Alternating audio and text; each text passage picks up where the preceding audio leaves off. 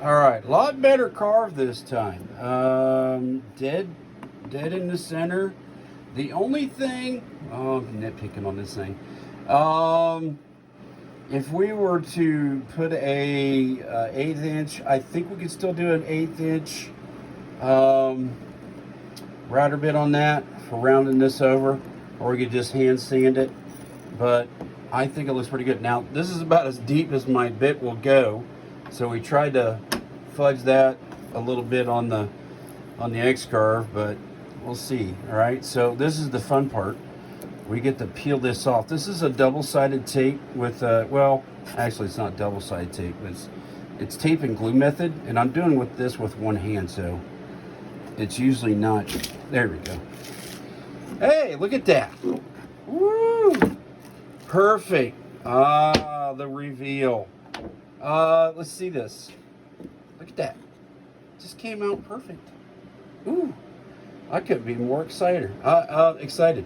This is a honking piece of wood. This is what we put in the computer. About 1.2 inches there.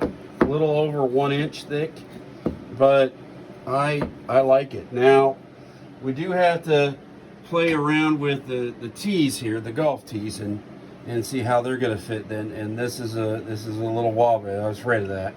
The other ones were way too tight, so we're going to have to. Well, this is only one piece, so far I've only gone through 2 pieces of red oak. So this is a red oak. So we'll have to narrow this down a little bit on the next carve. What does that take? How much time? Less than 10 minutes to put one of these out, and I'll have to do some rounding and some sanding, but that's pretty nice. I like that. Just gotta fix the holes down, narrow them down just a little bit. I think everything else will work.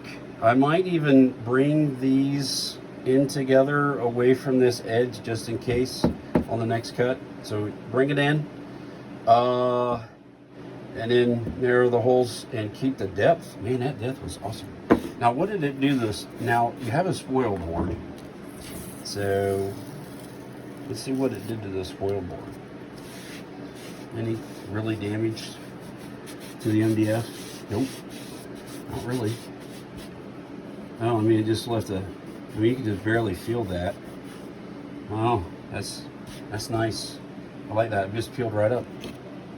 Okay, all right. Awesome. On to the next one.